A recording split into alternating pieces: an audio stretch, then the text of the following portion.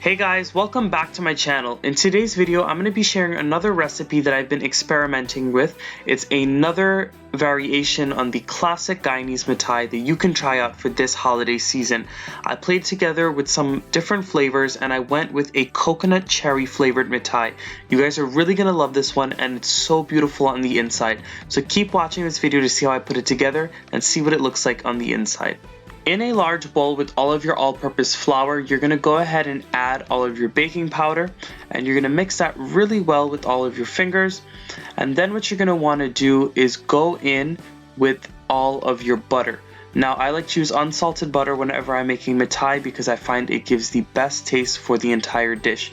What I'm going to go ahead and do is just crumble the butter with my fingers and mix it really well until this whole mixture resembles coarse sand.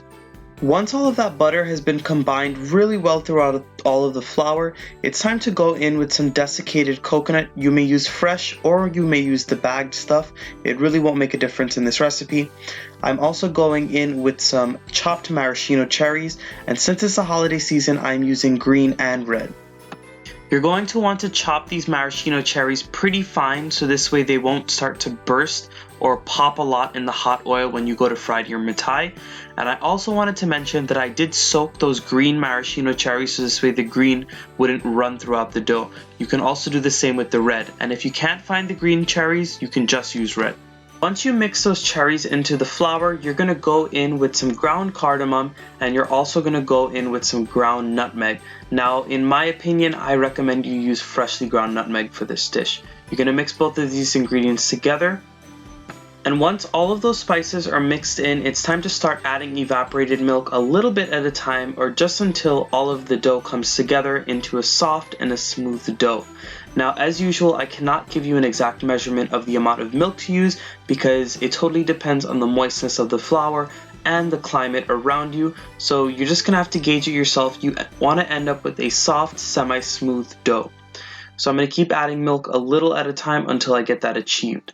I also wanted to mention that when you added your spices in, if you have some custard powder on hand, you can go ahead and add that in as well. It's going to add a beautiful richness, but I didn't have any, so I opted not to use it today.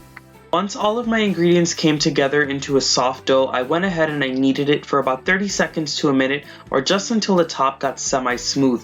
You don't want to over knead it to the point where all of that butter becomes really melted on the inside and you don't get that beautiful flaky Mithai anymore.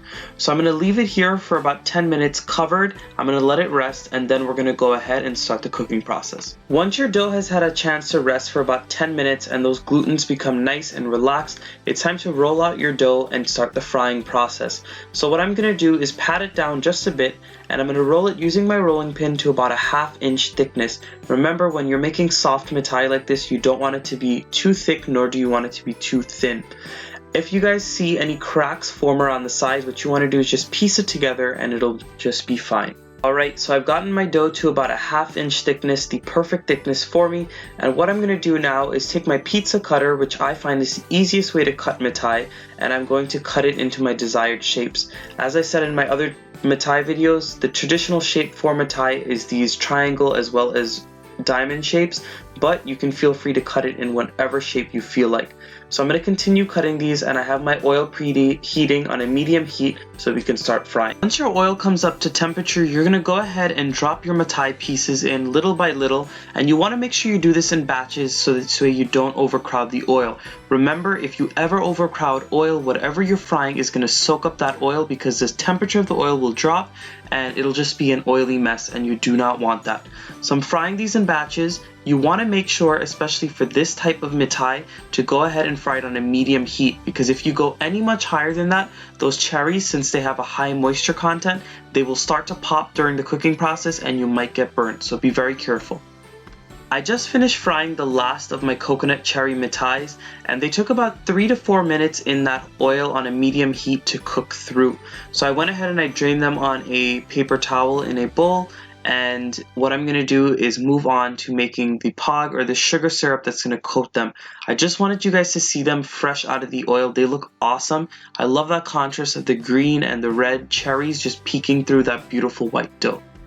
To make the sugar syrup or the pog that's going to coat the mithai, you want to go ahead and add some sugar to some water in a small saucepan.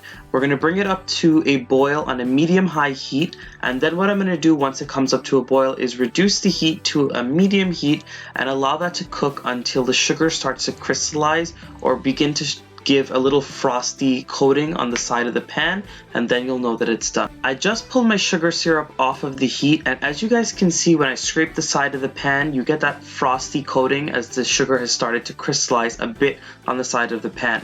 If you want an in-depth way how to make the sugar syrup, check out one of my older mithai videos and you'll be able to see that. Once that sugar syrup is done, there is only one thing left to do.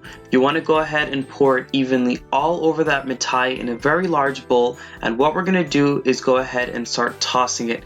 You want to keep turning it with your spoon until it starts to get a sugary white crystallized coating all over the mithai. You want to keep turning for multiple reasons, because that sugar syrup, once it cools, it's going to get really crystallized really fast, and also because you want a nice even coating on every piece of the mithai. You don't want it to be clumpy at all. I also wanted to mention that while you're doing this, you could sprinkle on a few teaspoons of that desiccated coconut, because since it's dried, it would adhere very well to the sugar syrup, and it would also give the person who's eating the mithai a hint as to what's in it. So that's just an idea. I did not do that, but if you wanted to, feel free to do so as well. So I'm going to keep turning this until it turns crystallized and totally white, and I'm going to show you that finished product. Alright guys, here is the finished mithai. I made sure to stir it really well in that bowl so this way all of the sugar syrup was evenly coated all over that mithai. You guys, this mithai was so delicious. It was a different variation from the normal mithai that you would usually get, and it was amazing. I'm going to go in for a bite and tell you guys what I think. As you guys can see, once you take that first bite, you're going to see all of those amazing cherries inside, and it adds such a beautiful color. I can see Christmas just by looking at this picture. Make sure you go ahead and give it a try. Give it to somebody as a homemade gift. Make it for your own holiday table or just to have by yourself with a cup of tea or a cup of coffee. You're really going to enjoy it this holiday season or any time of the year for that matter. So I hope you guys enjoyed this recipe today. Go ahead and give it a nice big thumbs up. Subscribe to my channel if you're not subscribed yet. And make sure you all leave your comments down below and tell me what you guys would like me to make you next. Have a great holiday season, guys. I'll see you guys again with another one of my awesome recipes.